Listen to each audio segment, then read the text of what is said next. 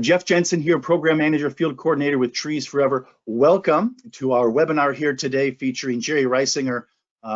Jerry's with us here today, and he's going to be joining us with a Q&A after we go through the presentation here. So welcome. I want to thank folks for being with us. Now, a few of the ground rules here. So you should be able to see us and hear us, but we can't see or hear you.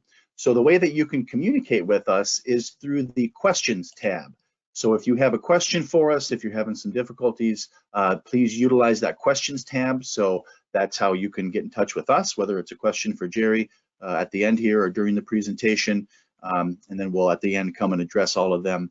And if you have some difficulties for whatever reason, type that in the question tab. If you can't hear for audio for some reason, there is an alternative audio option. The call-in, you should be able to utilize that call-in number with the email. And so that's another way to access the audio. This will be recorded, so we'll have this as part of our suite of past webinars. You'll be able to watch it in just a day or two here. So with that, I want to welcome Jerry Reisinger. Thanks for being with us here today, Jerry. Well, it's good to be with you, Jeff, and everybody else. I'm glad you're here. It sounds like we have quite a few signed up for today, and I'm glad to see the interest in the state parks movement in America. So yeah, we'll go ahead and get started with the presentation, and then I'll be available right afterwards, and we'll do a little Q&A and see how that goes. All right, very good. Well, so the being in state parks, I worked in state parks. I grew up in state parks. My family went camping when I was a kid, and a lot of that was in the state parks. And so it's become part of my life, certainly my adult life, as I spent 38 years working in Iowa State Parks, and then teaching about it afterwards. So we'll get in. So I told you that I was camping with my family. And so in 1964, this is what we camped in. This Easy camper, it was called, made in Wisconsin. There were 6 of us in that camper, and my dad was so proud of it because it had a screen door on it. All other tent campers like this had zipper doors, and that was going to be a hassle otherwise. So we started out with that, but there were 6 of us in it. My mom and dad slept in the bed to the right of the door. My brother and I slept in the bed to the left of the door. My younger brother crossways across our feet, and my sister Kathy slept on the floor. So had to be careful if you got up in the dark of the night, don't step on Kathy's head. So we camped in that for a while and soon realized that that was a little too small. So my dad and his good friend built this penthouse camper, he called it, for the top of our 1953 Chevy. It was on boat racks, and 2 of us kids could actually sleep up in that, and it worked out pretty good. It freed up some room in the camper. I think back on the days when all 6 of us were in that Chevy with that on the roof, collapsed, that heavy trailer behind. My mom always used cast iron to cook on, and it would have been a heavy load, especially when we went to the Rocky Mountains on our trip to Durango, Colorado one summer. So but it all worked out good, and we had a great time with it. But let's talk about those parks that I camped in, and so on and so forth. The top rendering shows the construction of Central Park, New York City. Some of you have been out there. That's really officially Iowa's, or the United States' first park. The bottom picture is what it looks like today, sandwiched in by high-rise buildings of one sort or another. As far as state parks go, and that's what we want to focus on today, the state parks movement in America. The first really kind of state park was the Yosemite area of California. The federal government ceded over some land to the state of California, and they were to run it as a public park. Well, they really didn't do anything with it. They had 1 or 2 people out in this huge area and trying to maintain some order to the place, keeping ranchers from putting their animals on it, or timbers harvesters going in there and helping themselves to the timber. But there was really no development or anything. And the federal government took it back. And you know that today we know it as Yosemite National Park. So then the first national park becomes Yellowstone National Park in 1872.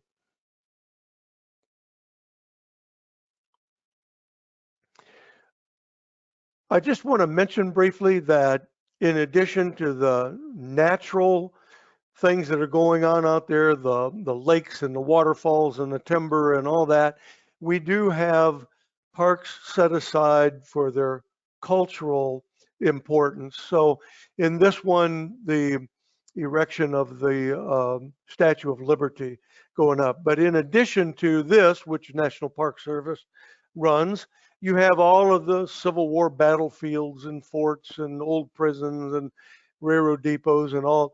These are man-made situations that we feel like preserving in one way or another. So that's kind of what's going on in almost all national, state, and county parks have some of these cultural sites, like the Frank Lloyd Wright House in Northeast Iowa called Cedar Rock, or Fort Atkinson, the old military fort. So why state parks? You have the national parks. They're out west. You had Yellowstone and Yosemite kind of leading the way.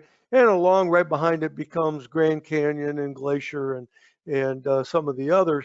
But the population was out east. And so it was a very, very long season trying to get all the way out west on horseback or with a team of horses pulling a wagon, because there just weren't cars and roads to speak of in the late 1800s, early 1900s.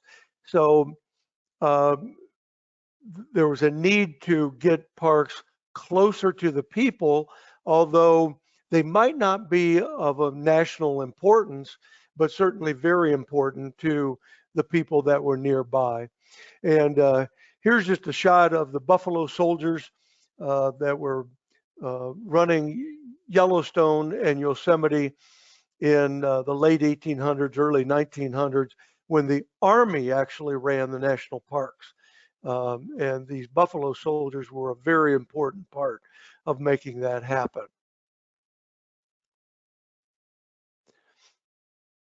Each state had its own reasons for wanting to create state parks in that state. In Iowa, it started out as the wanting to save the natural lakes of the state. Remember that we didn't really have the man-made lakes that so many of us are familiar with today. So all those reservoirs like Saylorville, Red Rock, Rathbun, and so on, those are all man-made, plus a lot of the smaller lakes that you're familiar with, like Lake McBride, Lake Delhi, Beeds Lake, Pine Lake, and it goes on and on and on. So you had a handful of natural lakes in northwest Iowa, in that Okoboji group up there. Just south of there, we have Storm Lake, and in north central Iowa, you had Clear Lake. That's what they were trying to protect, were those natural lakes from being overdeveloped, and so that there would always be public access on the lake and around the shoreline. And that's what really kind of got Iowa State Parks system going. And that was eventually modified some to be called the State Park Act in 1917, and things kind of took off from there. In North Carolina, they were all about protecting timber from being harvested. They saw so much timber being leveled off and cleared for buildings and firewood and all that, that they wanted to slow that down. In Michigan, it was all about development. And so there are many, many different reasons why you would create a state park system. Railroads really got things going. The Department of Interior decided early on that you needed to get people out to these places like Yellowstone, and yet everybody lives so far away. So if you lived in Iowa or Ohio or wherever, you could get on a train, sleep during the night, and keep making constant, steady, fast and encroachment on your destination and get there and enjoy the place, as opposed to doing horse and buggy all the way out there. So railroads made it all happen. And the railroads going into the north entrance of Yellowstone here at Gardner, Montana are one example of that. So we have the Yosemite area. If you're from California, you say that California had the first state park system in America. But since their only state park was kind of taken back by the federal government, many people don't really consider that unless they're a Californian. What about the state of Georgia? Here in this slide, we show Indian Springs. That was operated continuously by Georgia as a public park since 1825, but it didn't carry the name state park. So it wasn't called Indian Springs State Park until 1931. So many people say, well, you didn't really have a state park until that time. So then that leads us up to this one, the oldest natural state park in America, being out of New York's Niagara Falls. So dedicated in 1885, many of us from across the country consider that the oldest state park system in America. An interesting note here, this picture taken of Mackinac Island State Park. Did you know that Mackinac Island National Park was really originally the second national park in this country following Yellowstone in 1872? But here the federal government ceded the land back to the state of Michigan, and it became a Michigan state park. Lots going on with parks at about this time. Why did we need to have parks?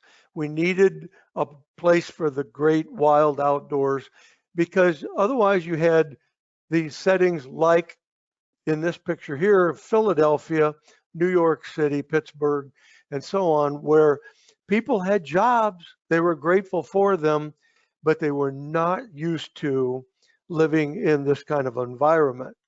So they wanted to escape, at least on their days off, to get out to parks. And of course, you didn't have time to go out to the national parks. So state parks started catching on. By 1895, you can see that we have a pattern going like this, where because of where the population was in America, the Northeast, you have a group of states up there start a state park system. And then you pick up Minnesota, and we have a couple outlying ones there, being Wyoming and the state of Texas. We could talk about those for a minute. In Wyoming, they were blessed with these hot springs, and that was very, very unusual environment and a site to have in your state. So they decided to make that a state park, which would be their first state park. Yes, you had hot springs down in Arkansas in the southeast, but not out in places like Wyoming. In Texas, it was one of those cultural parks.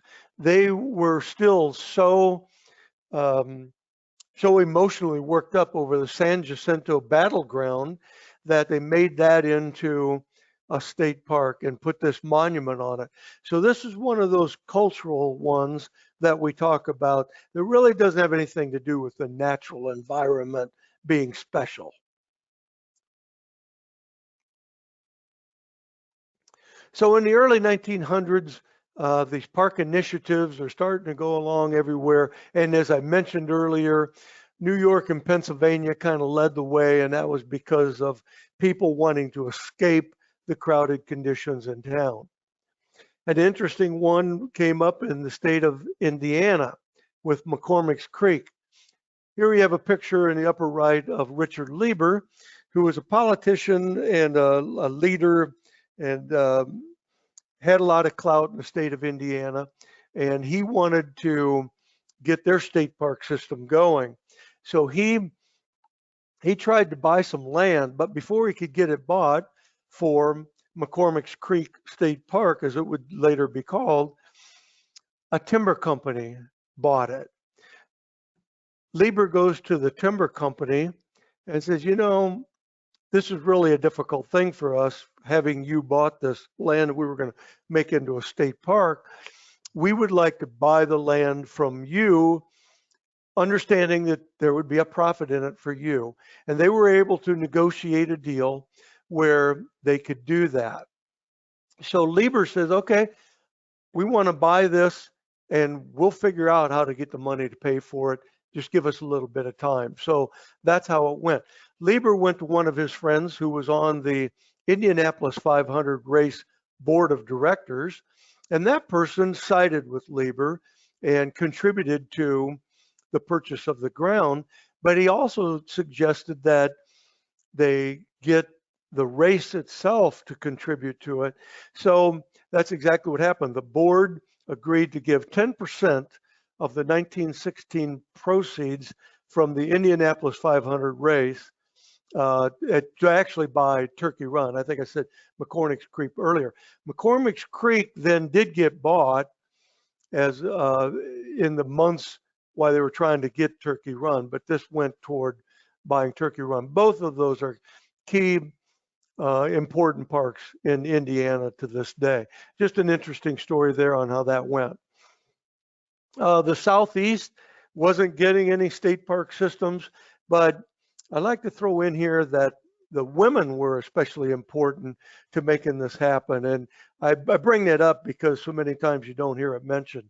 The Florida Federation of Women's Clubs had a group of women that wanted a state park for the state of Florida, clear down in the southern part of Florida near Homestead on the Gulf or on the Atlantic side of Florida. So they were able to buy Royal Palm State Park in 1915 to start the Florida State Park system. You don't hear about Royal Palm today other than it's been consumed by Everglades National Park, which came along later, and there's still the Royal Palm area of Everglades National Park, but it's not, of course, a state park. Some women that were big contributors for the state of Iowa. And here on the left, in this picture, we have Cora Whitley.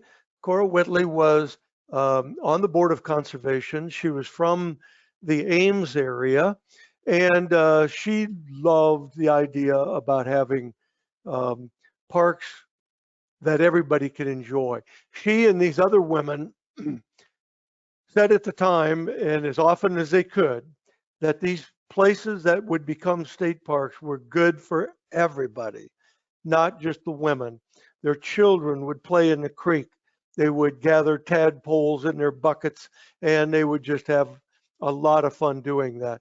The men were sometimes fishing in the streams or the lakes. They were also walking the timber and enjoying that. And the women usually loved things like the birds and the flowers. And so everybody could enjoy these areas that would become state parks. The center picture is May McNider from the Mason City area. Again, part of the Iowa Federation of Women, and again on the Board of Conservation that would help start the state park system. And then the one on the right is Ada Hayden. Ada Hayden, a very big name for Iowa State University. She was a botanist, studied under Dr. Lewis Pamel, knew her prairie plants front and back, and joined the faculty later on and remained on the faculty until she eventually died. And there's a prairie named after her in northern Iowa. So in the state of Iowa, these and other women were key to bringing state parks around. So after the 1917 Park Act, which was passed by both houses of the legislature and then signed by Governor Harding, um, there was a need to have a conference, and the national parks people came to the, or it wrote to the state of Iowa saying, would you be interested in helping us host a conference central to the country? And we'd bring other states in, encouraging them to have a state park system. The federal government could see right away that if a congressperson wanted to put a national park in their state for the purpose of bringing more people to the state and tourism, that could become a problem because the whole system would get diluted down with parks that really truly weren't of national importance in terms of saving either the cultural site or the natural site that it was. And so one example would be in the state of Iowa, where our Congress folks wanted to preserve the area that's now known as Pikes Peak and down to Bellevue State Parks along the northeast part of the state and the Mississippi River for a national park. And the feds then came out, the NPS folks, and said, you know, this really isn't of national scale and importance to the people. Why don't you make it into a state park? And so today we do have Bellevue State Park and Pikes Peak State Park. So, so this conference idea was proposed, and it was proposed to by the person in charge of national parks at the time, and that was Stephen Mather. Stephen Mather, rich millionaire from San Francisco, who wrote in and complained about the conditions at Yosemite, and he wrote to the director of the secretary of the Department of Interior, and the secretary writes him back and says, if you can think you can do a better job of running these national parks, why don't you come out here to Washington, D.C. and take it on? Mathers immediately packed his bags, got on a train, and headed for D.C. So he becomes the leader of the national parks. And when the National Park Service was created in 1916, he was their first director of the National Park Service. He was very enthusiastic. He was brilliant, and he loved the outdoors and got others to love the outdoors. So Mather knew right away that we couldn't have these big national parks everywhere, all over the place. It just wasn't really seeming right to him. But he was all about states having their own state park system and still having nice parks, but under the management of the state park systems. So he contacts Dr. Lewis Pamel from Iowa State University, botanist professor there at Iowa State College at the time, and asked if I would be willing to have this National Parks Conference to bring other states together. Pamel talked to Governor Harding. Harding was all for it. And so they got things going and agreed to it, and right away started putting together a headquarters, or a conference, I should say, in Des Moines. And that conference was held at the Hotel Fort Des Moines, a landmark that some of you have been to and still exists in Des Moines. So they got everybody together at the Hotel Fort Des Moines, and so by January of 1921, this is just 1 year, less than 1 year after Iowa had its beginning of a state park system. Some 24 states showed up. Some of them had state park systems, some did not, but wanted to know more about it. So they came, Mather presented to them, they talked to each other. This went on for like 3 days, and Mather was just so pleased at the progress that was made that he could see the state park system thing was really going to catch on. So through the 1920s, we get 5 more states join in, but we still have 11 states that don't have a state park system yet by the time you get to the end of the 1920s. And this picture is taken of Chadron State Park, Chadron, Nebraska. So by 1921, this is what the picture looked like. You can see that you got a band of states across the northern tier of the country. We already talked about Texas getting theirs and Florida getting theirs. Wyoming had its hot springs, but you have a big void out there in the west. Well, guess what? They're not as popular. Those people don't need to escape the cities. And if you're from Colorado, you're living in one big park. So they don't have a need to create the system as badly as the others do. By 1933, you have 3 more states join in. Alabama, New Mexico, and Oklahoma get in on it. And the states wanted to join, but the budgets were tight with the Great Depression. So the Great Depression hits in late 1929 with the stock market crash. And they just, that was the biggest thing to any state legislature in this country, was the Great Depression.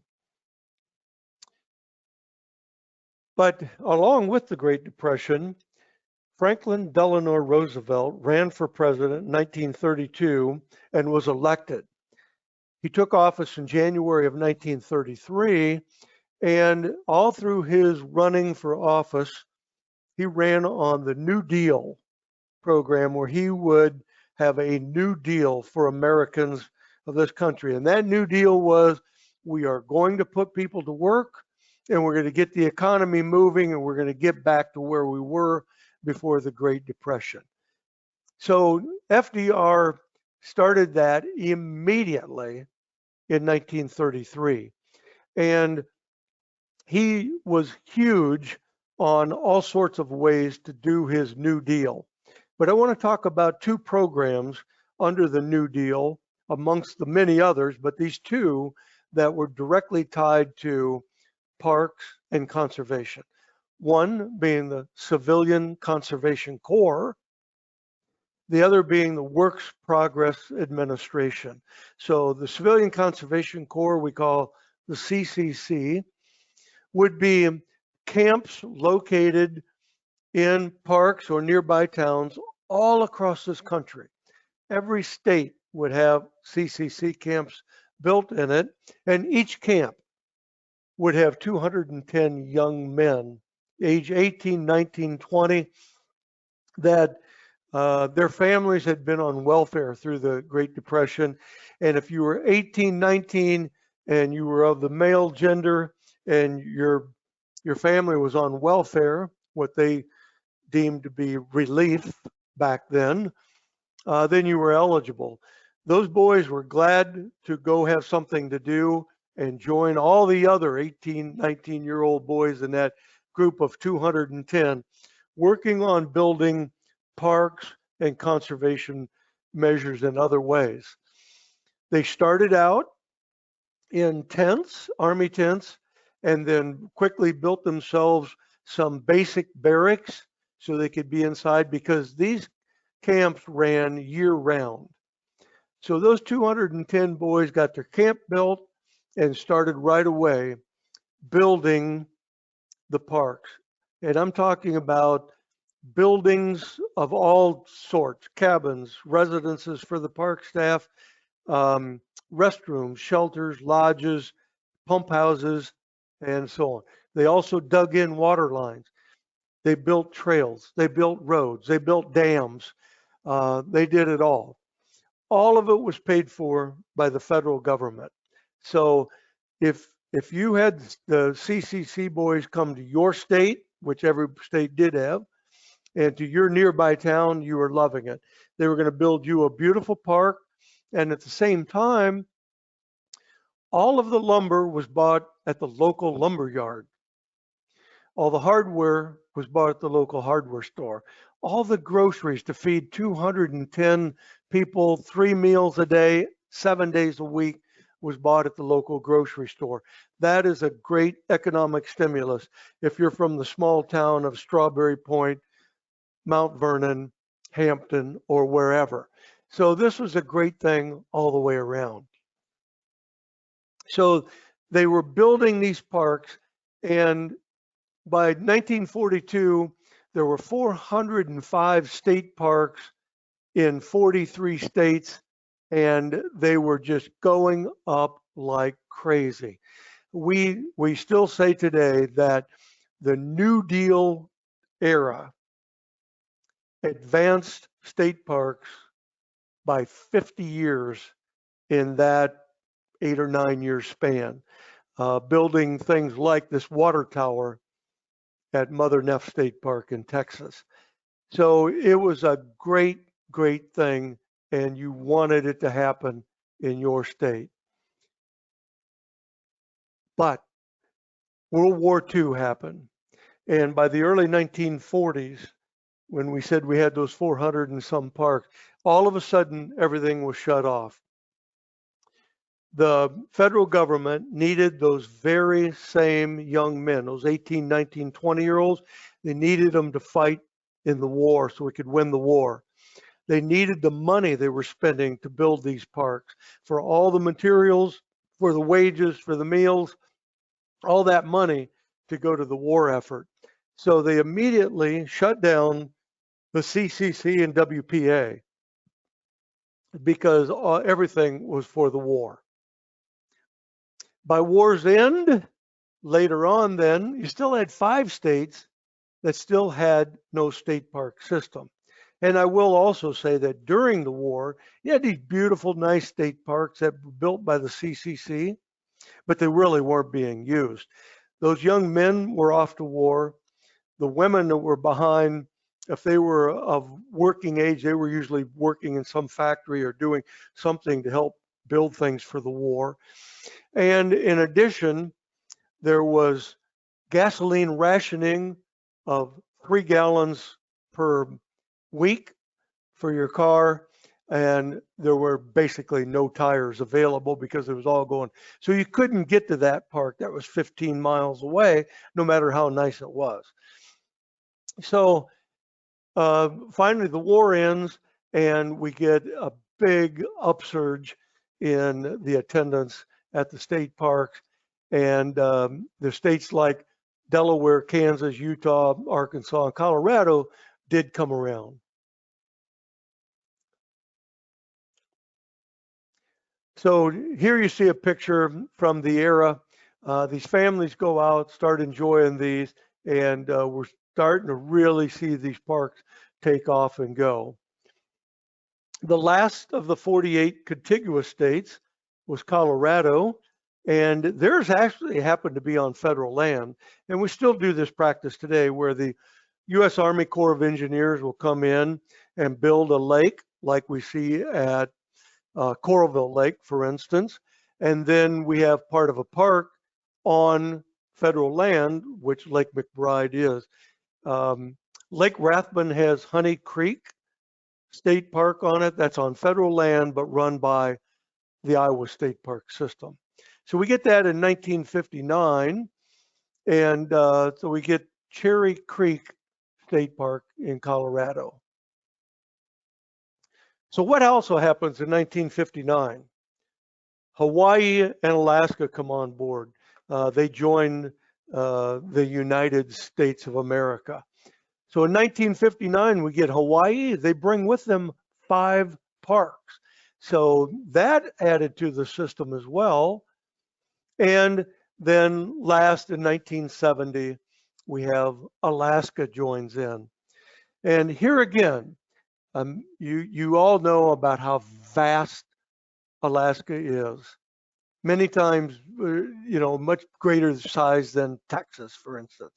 Well, there aren't that many people in Alaska, so there are a lot of natural lands, and it makes sense that they would get a state park system last.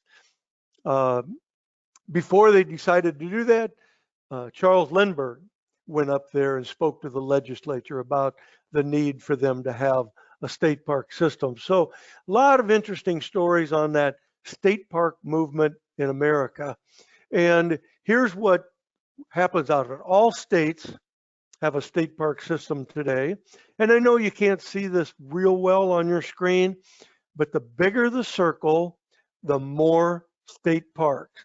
So off to the upper right, New York has 830 state parks. And you see kind of upper left, Montana at 374. I guess I'll put a sidebar on that one. If you're in Montana and you have what we would call more or less a roadside park, it might be called such and such state park and therefore qualify to be on this, even though it might be 30 acres. The biggest budget of state parks is California, and it far, far outpaces all the rest. But each state is very proud of their state parks, and we're fortunate to have them all. So in summary of all of this, I guess just repeat that Americans needed these rural escapes, and they wanted to protect these natural environments as well as emotionally protect these sites where battlefields and so on. So it started in the Northeast, it moved out from there, and the New Deal, the Great Depression, was a big part of bringing all of these parks into the country, because once states saw what could happen, they were clamoring to buy more parks because they thought this was going to keep going, and they wanted more and more federal help in building parks in their state. So that was a big part of all of this. And next week in our presentation, I'll talk about the rustic architecture that goes with these parks. And here again, a lot of that was part of the CCCWPA and National Park Service, building these big stone and log buildings and dams and all that. So that's what I have for you today for the state parks movement in America. Here we see a picture of Key Biscayne, another Florida state park. I'm always glad to talk about this, and glad that you were able to join us today. Thank you for joining us, and hopefully we got set up so we can do some questions and answers here, Jeff. Yes, absolutely. What a great, fantastic presentation. Thanks so much. Even better than the recorded version. So we do have some questions ready to go here. Maybe the first one that I have is from Emily, and she wants to know, my family and I were in Utah, visited a state park, and they were charged an entry fee. And it struck me that Iowa doesn't charge entry fees for state parks. Can you help explain that, or is there a reasoning behind that, or do you know anything about that? I know a little about it. Probably 40 some states have a state park entry fee, and believe it or not, Iowa once did. In about 1989, 90, 91, if I remember right, or late 80s. Well, maybe it was more like mid 80s to late 80s. Iowa did have a state park entry fee. It was like $10 per car per year at the time. But the legislature got tired of hearing mostly Iowans complain about it. They were so used to always being able to go visit their state parks for free. And so the legislature said, you know, we're getting a lot of comments on this. Let's go back to allowing people to use their state parks for free, and we will give money from things like the REAP program to the state parks to operate out of, to make up for that $1 million a year that the state parks was making on the entry fee. So by 1991 or two, they gave it up almost immediately, and it's been brought up many times since with the legislature, but never passes the legislature. So that's an act that needs the legislature to act upon, not just the DNR that runs the state parks. Fantastic. I think I got that encapsulated roughly as you said it. So thanks, Jerry. Great history there, and hopefully that answered our question here. Let's see, any other questions? Here we go. Where are all the state parks in Iowa? We have almost 180 state parks when there are not even a state park in every county. How would one find where all of those state parks are, Jerry? Well, you would get on the DNR's website, and they have them all listed with corresponding maps to show you where they are. And there's no good way to say where are all the state parks, so to speak. They're sprinkled about the state, and some of them are fairly small. You might have a park that is so small that it's not even staffed with employees every day. They might take care of it out of another nearby state park. Others are bigger, like up at Yellow River Forest, where we have about 9,000 acres in that one, or Brushy Creek State Recreation Area, 6,000 acres or so on. So some of them are small, some are big, some are old, some are new. And so you just go to the Iowa State Parks part of the DNR's web and look them up that way, and go out and start visiting them. There's some wonderful places. All right. A follow-up question is, how can New York State have so many state parks? Well, I don't have the answer to why New York State has that many. Of course, they got an early start. It is a big state, but and of course they do have a lot of natural environments. It's kind of easier to set aside land for state ownership, so to speak, in a place where you're full of streams and forests and shorelines and all that, as opposed to maybe Nebraska that has agricultural lands and sand in the northwest part and is hemmed in by states on all sides, or a state like Iowa where agriculture is so important to the state of Iowa that there's a certain amount of resistance to putting state land aside because of the agricultural industry wanting to save it for agricultural lands. Great answer. Great answer. So are any state parks being added to the state system or considered for addition? And if so, what is the process that one would use to add a state park to the system? Or I guess on the flip side, how would they eliminate one if they wanted to, if that's possible? Well, it's most likely not going to be one eliminated. Those are created by the legislature and then eventually signed off by the governor. So it would take that same system in reverse to make that happen. And I talk about this in some of my classes, like in the national parks. If it's a national monument, which most national parks areas are, it's created by the president and can be taken away by the president. If it's a national park, with park as part of its name, it's created by Congress and has to be taken away by Congress. So that's how that works there. But in answer to your question about are any new ones coming on, very, very few are coming on. We had one about 10 years ago up in the Okoboji area, Eleanor Bedell State Park. And then there's one clear out along the Mississippi River up in that Sioux City area, and I forget the name of it, that they're working on right now, I believe. But the process, you might be interested to know that it starts out locally, and almost all the parks, and when I talk about these park histories, I sometimes get into this. They start locally. The local people want it to be a state park. They go to their legislators start introducing legislation to make it happen. The locals are working it as hard as they can. Legislators are sometimes working it hard, but it all starts locally. And it's not some big picture that the DNR or somebody draws up and says, we want to have states here, there, or somewhere else. Great behind the scenes look there, Jerry.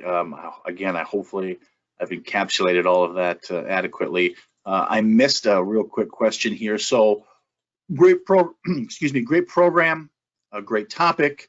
Any books on the topic of development of state parks across the nation that you might recommend or are familiar with, maybe just as a hobby or as a former professor?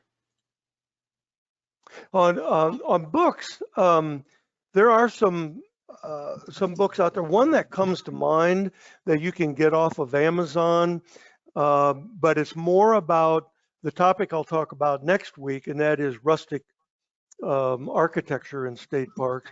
That's one that I go to a lot, but it's about the architecture and the facilities that were built up, and that's simply called Park Structures.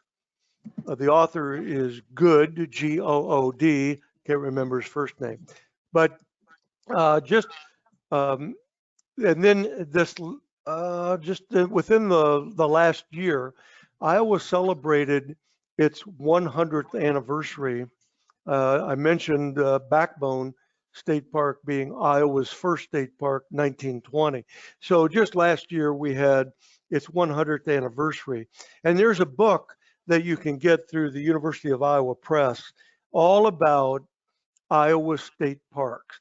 And it's a very well done book, great pictures, authored by people who really know about it. And they talk about the history of each state park. Highly recommended. I can't think of the exact name of it right now, but if you look up Iowa State Parks Anniversary Book, I think that would be a way to get it. just getting that typed in here.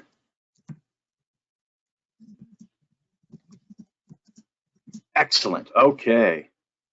Well, thanks for the question there, Rick. Appreciate that. Boy, this is a fascinating topic. One more question here. How does Iowa get a national park?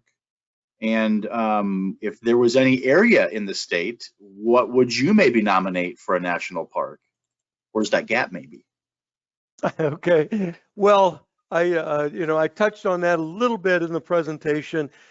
We do have national monuments in the state that are run by the National Park Service. So if you're familiar with effigy mounds in Alameda County or Herbert Hoover, southeast of Cedar Rapids, those are run by the National Park Service, but they are national monuments. They were created simply by the President of the United States and not by Congress. To get a national park in the state is going to be very, very difficult to do. Again, we are consumed mostly by agricultural lands, and those lands would all be off limits to turning them into a national park. So it kind of limits us to that in western Iowa, the Luss Hills along the Missouri River, or maybe on the other side of the state, the cliffs and so on up in northeast Iowa along the Mississippi River. And there's already, like I mentioned, been a run made at making that into a national park. I don't see it happen in the foreseeable future. I just don't, for many reasons, but it would sure be nice if we could, but probably won't happen. Okay. Well, this has been great. I don't think we have any more questions. If you do have other questions, please, now is the time to type them in the questions box. I think I've hit all of them. Jerry, this has been a real treat, and give us just a sneak peek, because next week is going to be equally interesting with this architecture. I mean, you gave us a lot of great pictures here today. I'm assuming a lot of the same for next week, but again, give us just a little teaser. Okay, well, very good. Yeah, I'm going to explain why do we have those stone and log structures in our parks. And all of you listening can identify with a park, because 60% of Iowa state parks have rustic architecture in them. So we're talking about those stone and log buildings, dams, trails, and so on. How did that come to be that that's the chosen way of architecture for these older parks? How did it happen? What made it happen? And why are we no longer seeing those buildings built? It's kind of a chronology of all of it. I have included a ton of interesting pictures, big, massive stones used for construction that weigh 1 ton for each stone. I think you'll like that, and you'll learn a lot about parks and how to enjoy them when you get out to them. Excellent, excellent. Well, no more questions have come through. A lot of praise here, Jerry, saying great presentation, great topic. Looking forward to the next week's presentation. So excellent work. Thanks everyone for joining us. Sorry for the technical difficulties. Thank you, Jerry, for being spot on and able to deliver this live. It was fantastic. Again, on the 28th, we'll see you over the noon hour for the Rise and Fall of Rustic Architecture in America's Park Systems. Have a great day, everyone. Bye now.